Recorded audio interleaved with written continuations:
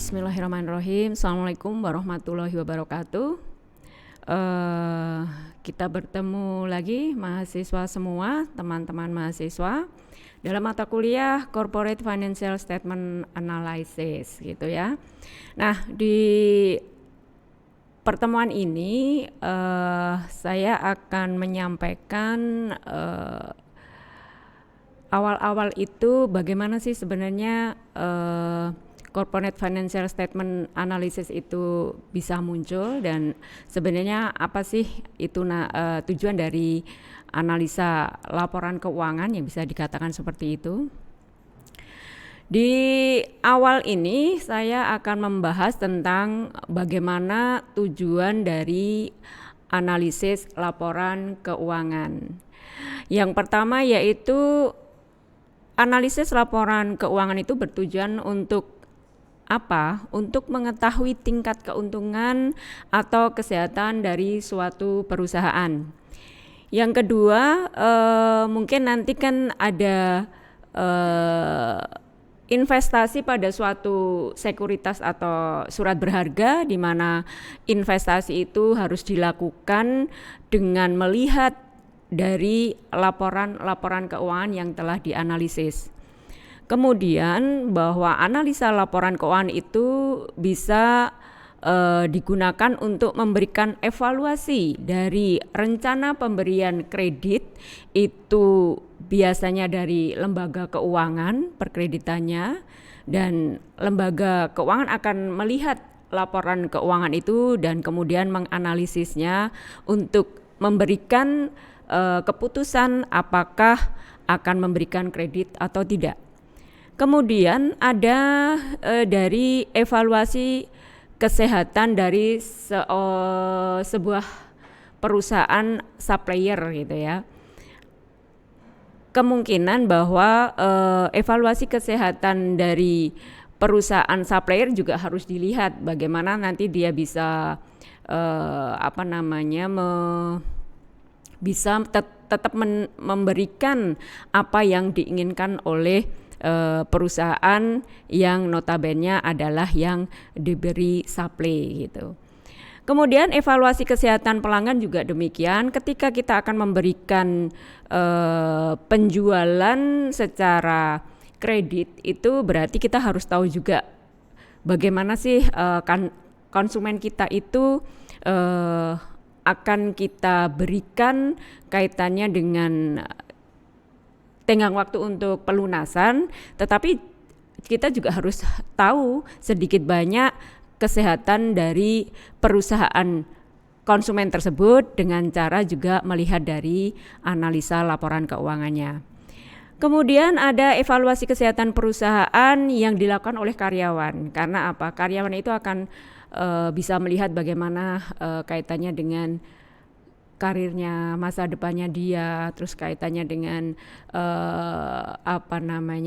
kesejahteraannya, berkaitan dengan dukungan-dukungan yang akan diberikan oleh perusahaan di mana dia bekerja agar dia bisa mengambil keputusan terhadap keputusannya untuk tetap bertahan atau dia akan mempunyai karir yang lain atau berpindah ke perusahaan yang lain. Digunakan oleh pemerintah yaitu untuk aturan-aturan dan biasanya juga yang penting itu adalah pajak. Jadi pemerintah itu menggunakan laporan keuangan yang informasi dari laporan keuangan kemudian dianalisa oleh pemerintah, kemudian dia akan menentukan apa yang akan dia terbitkan kaitannya regulasi dan berkaitan dengan pajak, yaitu biasanya tarif gitu. Kemudian ada analisis internal oleh manajemen untuk arah perusahaan jelas. Kalau manajemen itu kan sebagai penggerak dari perusahaan untuk mencapai tujuan dari perusahaan, maka analisa internal oleh manajemen itu dilakukan oleh manajemen untuk bisa mengambil keputusan mau kemana perusahaan itu kita bawa dengan tahu bahwa kapasitas dari sumber daya yang dimiliki perusahaan melalui laporan keuangannya. Analisis pesaing oleh manajemen untuk mengetahui persaingan. Kemudian mungkin perusahaan misalnya perusahaan itu melihat pesaingnya, dia akan melakukan tindakan apa terhadap perusahaannya. Dengan adanya pesaing tersebut, dia bisa juga akan mengambil keputusan dengan cara dia melihat dari laporan keuangan pesaing. Penilaian kerusakan misalnya karena kebakaran dan bencana. Jadi kita dengan menganalisa sebenarnya aset kita itu seberapa. Dengan adanya tadi kerusakan terhadap aset yang kita miliki karena bencana tersebut, jadi nanti kita akan menilai berapa sih sebenarnya aset atau hal-hal yang memang menjadi menjadi akibat dari kebakaran maupun bencana terhadap perusahaan tersebut gitu. Kemudian dari tujuan analisis laporan keuangan, kita juga harus tahu dulu bagaimana kegiatan perusahaan itu di lingkungan perusahaannya. Pertama, lingkungan perusahaan itu lingkungan eksternal. Bagaimana perusahaan itu melihat secara makro dan dia membandingkan dengan industrinya. Kalau kita lihat secara eksternal itu, kalau kita lihat lingkungan perusahaan secara makro berarti apa? Berkaitan dengan inflasi yang seperti sekarang ini, terus kondisi perekonomian, tingkat bunga dari pinjaman seperti itu deh. Terus ada pengangguran, bagaimana kebijakan pemerintah kan gitu.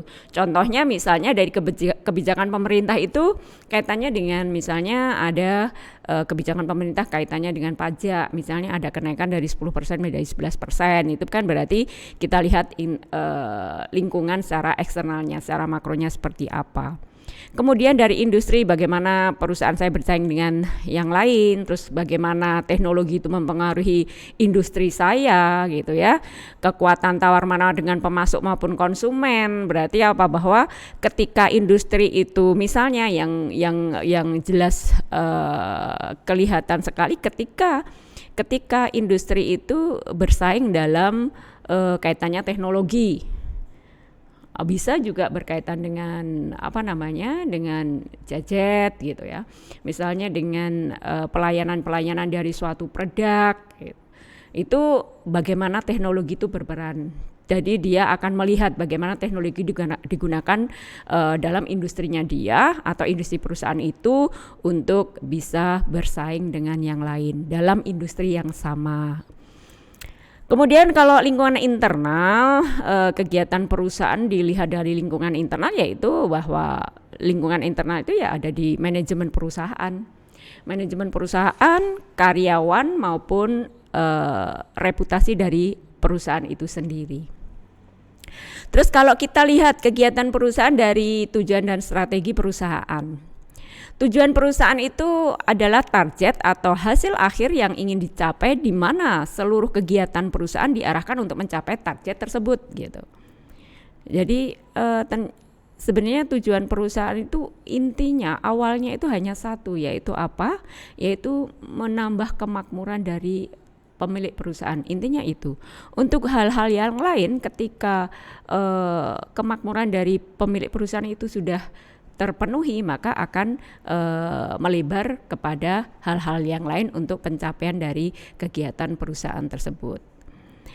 Kemudian strategi perusahaan, yaitu bagaimana cara untuk mencapai tujuan yang telah ditentukan. Jadi ketika perusahaan itu ingin mencapai suatu tujuan atau target, berarti perusahaan itu akan melakukan strategi-strategi tertentu agar dapat mencapai tujuan dari perusahaan tersebut. Hal lain yaitu perusahaan itu juga melakukan kegiatan investasi maupun pendanaan. Investasi perusahaan itu biasanya nampak pada asetnya ya, karena kita lihat bahwa investasi itu memang berada di aset perusahaan ya. Contohnya investasi, misalnya investasi dalam surat berharga gitu ya, beli saham maupun obligasi. Berarti apa? Berarti saham dan obligasi itu merupakan aset dari perusahaan. Nah, itu merupakan adalah bisa investasi itu jangka pendek, bisa investasi itu dalam jangka panjang, tergantung dari niat dan tujuan dari perusahaan tersebut. Investasi tersebut memerlukan pendanaan yang berasal bisa dari investor atau pemegang saham, bisa dari kreditur yaitu biasanya pihak perbankan, bisa dari supplier yaitu pemasok yang nanti akhirnya bisa bisa dia gunakan untuk dana yang diperlukan untuk investasi, bisa dari karyawan maupun dari pemerintah. Kemudian kalau dalam konteks kita melakukan mencari pendanaan itu biasanya memang terjadi pinjaman. Pinjaman bisa dikatakan pendanaan kalau merupakan pinjaman jangka panjang itu yaitu biasanya digunakan untuk melakukan investasi jangka panjang. Jadi ketika kita itu ingin berinvestasi jangka panjang, berarti kita mencari pendanaannya dan yang kita gunakan kita cari juga dari pinjaman yaitu yang dikatakan pinjaman jangka panjang. Akan berat ketika misalnya investasinya jangka panjang kita pinjamnya jangka pendek, itu akan berat sekali bagi perusahaan. Maka ketika kita berniat untuk investasi jangka panjang maka kita akan meminjam dana dengan pinjaman jangka panjang. Struktur dari aset biasanya menentukan struktur utang jangka panjang dan jangka pendek. Jadi ketika asetnya itu adalah investasi jangka pendek ya biasanya didanai dengan pinjaman jangka pendek. Sedangkan investasi jangka panjang nanti akan didanai oleh didanai oleh pendanaan atau hutang jangka panjang. Hal lain yaitu kegiatan dari perusahaan adalah operasional. Ini penting sekali karena operasional itu memang inti dari perusahaan. Kegiatan investasi dan pendanaan merupakan dasar untuk melakukan kegiatan operasional dari perusahaan. Jadi operasional dari perusahaan itu akan mengakibatkan adanya kegiatan investasi maupun kegiatan pendanaan. Melalui kegiatan operasi ini, maka perusahaan dapat mencapai tujuan pokoknya yaitu meningkatkan nilai perusahaan. Ketika nilai perusahaan itu meningkat, yang pasti yang diuntungkan adalah pemilik atau investor dari perusahaan. Ketika nilai perusahaan itu naik, ya berarti pastinya adalah kemakmuran dari investor, kemakmuran dari pemilik saham, kemampuan dari pemilik modal juga akan naik. Kegiatan meningkatkan nilai perusahaan ini selain bermanfaat bagi pemegang saham juga bagi stakeholders lainnya, yaitu kemungkinan dari stakeholders lainnya misalnya dari pemerintah, ya pemerintah akan bisa menaikkan, kaitannya dengan adanya kenaikan nilai perusahaan kemungkinan adalah pajak juga akan naik gitu. Itu dia, gitu ya. Itu untuk kegiatan dari perusahaan. Nah, semua kegiatan dari perusahaan itu nanti akhirnya kita akan manajemen akan memberikan bentuk pertanggungjawaban dari pengelolaan manajemen terhadap pihak di luar dari perusahaan, yaitu yang dinamakan biasanya stakeholders. Termasuk di dalamnya investor, termasuk di dalamnya pemerintah, kreditor, dan seperti tadi yang saya sampaikan di depan. Nah, laporan keuangan yang akan kita berikan sebagai bentuk pertanggungjawaban dari manajemen itu biasanya laporan keuangan terdiri dari apa? Nah, laporan keuangan biasanya terdiri dari beberapa, yaitu misalnya laporan posisi keuangan gitu ya. Laporan keuangan yang memberikan gambaran tentang berapa sih sebenarnya asetnya si perusahaan, berapa sih liabilitas atau hutangnya perusahaan, terus berapa kaitannya ekuitas atau modal yang dimiliki perusahaan pada saat tertentu. Jadi pada potret tertentu, misalnya kalau laporan posisi keuangan kita itu menyampaikannya tanggal 31 Desember 2021, berarti apa? Yaitu posisi pada tanggal itu saja gitu. Setelahnya nanti akan berubah itu posisi kaitannya kekayaan, kaitannya liabilitas maupun ekuitasnya. Yang kemudian yang tidak kalah penting yaitu adanya laporan laba rugi. Laporan laba rugi itu laporan laba rugi yang memberikan gambaran tentang hasil dari kegiatan operasional dari perusahaan, yaitu berasal dari pendapatan perusahaan, karena hasil dari operasional perusahaan itu kan dia mencari pendapatan atau penjualan. Kemudian untuk memperoleh pendapatan atau penjualan pasti ada biaya-biaya atau beban-beban yang dia keluarkan untuk memperoleh pendapatan atau penjualan tersebut. Maka ketika kita itu menyelisihkan antara pendapatan dan biaya atau beban, maka akan menjadi laba atau rugi, dan itu pada satu periode tertentu. Kalau satu periode tertentu berlangsung misalnya dari 1 Januari 2021 sampai dengan 31 Desember 2021. Jadi dia periodenya berapa? Setahun gitu ya. Dari 1 Januari sampai 31 Desember. Tetapi ketika beda dengan laporan posisi keuangan tadi, hanya pada saat tertentu, yaitu pada tanggal 31 Desember saja.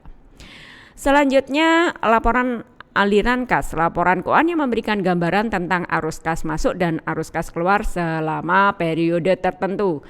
Ini mungkin yang utama saja ya, nanti ada laporan perubahan modal maupun catatan atas laporan keuangan gitu.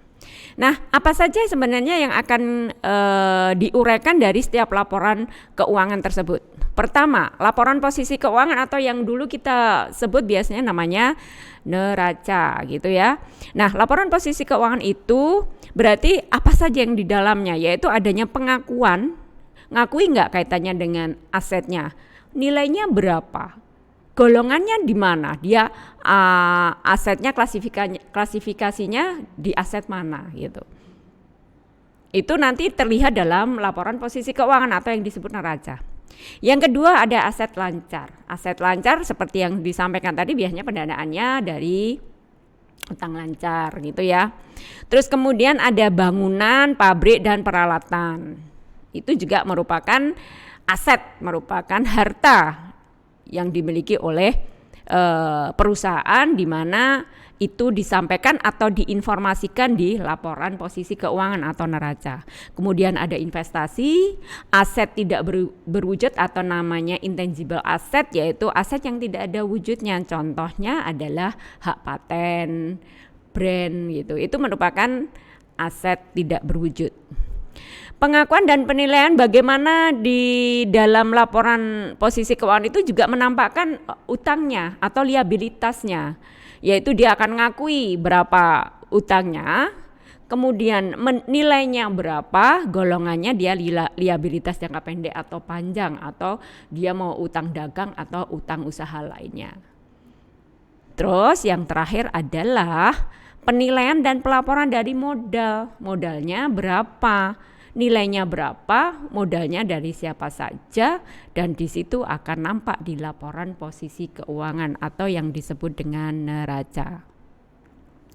Kemudian selanjutnya adalah laporan keuangan lainnya, yaitu laporan laba rugi, di mana laporan laba rugi merupakan laporan prestasi atau pencapaian dari perusahaan selama jangka waktu tertentu. Seperti yang Bu Rosita tadi sampaikan, bahwa pencapaian tertentu itu satu periode gitu. Mau periodenya berapa? Apakah per bulan, apakah per triwulan, per semester maupun per tahun. Tapi periodenya pasti berlangsung dari awal sampai dengan akhir. Mau berbulan berarti awal bulan sampai akhir bulan, mau per semester berarti dari Januari sampai akhir Juni, per tahun berarti 1 Januari sampai 31 Desember. Laporan laba rugi seperti itu. Jadi periode, dia periode pencapaiannya berapa, mau dia laba berapa atau rugi berapa. Laba bersih merupakan selisih dari total pendapatan dikurangi total biaya. Ketika total pendapatan, ada pendapatan usaha, ada pendapatan non usaha, ada pendapatan lain-lain, kita totalkan nanti dikurangi dengan total biaya yang dikeluarkan, maka akan tercipta nilai laba bersih. Kemudian pendapatan mengukur aliran masuk aset bersih setelah dikurangi hutang dari penjualan barang atau jasa. Jadi pendapatan itu semua aset yang masuk, aset bersih yang masuk setelah dikurangi dengan hutang-hutang dari penjualan barang tersebut. Jadi nanti tercipta adalah pendapatan. Kemudian biaya itu untuk mengukur aliran keluar asetnya, keluar uangnya. Karena digunakan untuk apa? Untuk memperoleh pendapatan tersebut. Pendekatan secara akrual dari akuntansi. Jadi accrual itu beda dengan cash basis ya. Jadi ini accrual basis. Accrual basis dalam akuntansi itu bahwa pendapatan diakui saat terjadinya transaksi walaupun belum menerima secara tunai. Jadi dia ngakui bahwa udah terjadi pendapatan nih, udah terjadi penjualan walaupun dia belum bayar, tapi terjadilah namanya piutang. Dan itu namanya accrual basis. Tapi kalau cash basis itu ya tidak akan mengakui ketika aliran kas itu belum masuk gitu. Jadi akan mengakui ketika kalau diakui pendapatan ketika apa? Lah ada uang ada pendapatan. Kalau nggak ada uang ya belum terjadi pendapatan. Itu namanya cash basis. Tapi kalau di sini laporan laba rugi itu sudah untuk perusahaan komersial itu adalah pendekatan accrual. Biaya dibebankan pada periode di mana jasa telah dilakukan dan periode pendapatan itu muncul. Jadi sama, accrual basis itu bebannya juga sama walaupun beban itu belum dibayarkan, tetapi itu sudah diakui sebagai beban. Atau misalnya cash itu belum disampaikan atau dikeluarkan, tetapi sudah memang cash itu untuk membayar suatu beban. Contohnya begini, kita sudah menggunakan karyawan selama 1 bulan, dia sudah bekerja tepat kita, tapi nanti gajiannya itu di bulan berikutnya yaitu tanggal 1 atau 2. Maka ketika kita mengeluarkan itu kan di tanggal 1 atau 2 bulan berikutnya. Namun di accrual ini biaya atau beban karyawan atau gaji karyawan itu tetap diakui di bulan ketika karyawan itu digunakan sumber dayanya. Jadi misalnya karyawan di bulan Januari sudah bekerja. Nanti gajiannya di tanggal 1 atau 2 bulan Februari. Nah, berarti kita akui biaya gaji itu tetap di bulan Januari bukan di Februari. Itulah accrual. Karena apa? Karena beban maupun pendapatan diakui pada saat terjadinya. Walaupun pembayarannya beda dari periode yang dimana pendapatan maupun beban itu terjadi. Itu yang namanya accrual. Jadi accrual itu berlaku untuk pendapatan maupun beban atau biaya. Kemudian kita lihat apa sih klasifikasi dari laporan keuangan. Klasifikasi laporan keuangan itu tujuan laporan keuangan adalah melaporkan kemampuan perusahaan dalam memperoleh keuntungan. Jadi memang kita ingin menginformasikan dari laporan keuangan itu bahwa kita akan membuat laporan bagaimana kita itu mencapai suatu keuntungan dengan kita memanajemen suatu perusahaan untuk mencapai keuntungan tersebut. Kita mampu enggak gitu. Sedangkan di laporan keuangan itu standar akuntansi keuangan itu harus diberlakukan dalam laporan keuangan. Karena apa? Karena biar fair bisa dibandingkan dengan perusahaan lain. Karena di sini pun tujuannya bahwa laporan keuangan itu bisa dibandingkan, maka laporan keuangan itu harus mempunyai standar-standar tertentu yang memang sudah ada dalam standar akuntansi keuangan agar dia bisa diperbandingkan gitu. Nah, di SAK laporan keuangan dikelompokkan menjadi laporan laba rugi operasional, laporan laba rugi pemberhentian operasi cabang bisnis, laporan laba rugi karena perubahan prinsip atau metode akuntansi. Itu nanti berlaku untuk semua harus mengacu pada SAK. Yang terakhir laporan aliran kas. Laporan aliran kas atau arus kas menyajikan informasi aliran kas masuk maupun kas keluar bersih pada suatu periode yang berasal dari 3 kegiatan dari perusahaan, yaitu ada operasional, ada kegiatan investasi maupun ada kegiatan pendanaan. Aliran kas diperlukan terutama untuk mengetahui kemampuan perusahaan yang sebenarnya dalam memenuhi kewajiban-kewajibannya. Dan di sini ada beberapa kasus di mana perusahaan selalu memperoleh laba tetapi tidak mampu membayar hutang-hutangnya. Ya kita lihat seperti apa sih sebenarnya aliran kasnya gitu loh. Dia tuh laba terus tapi ketika dia itu ditagih hutang dia nggak bisa bayar. Nah, berarti perusahaan biasanya ini perusahaan yang sedang tumbuh sering mengalami kejadian ini. Begitu untuk awal dari analisa laporan keuangan perusahaan. Untuk pendahuluan sampai di sini. Terima kasih. Assalamualaikum warahmatullahi wabarakatuh. Tetap semangat semua teman-teman mahasiswa.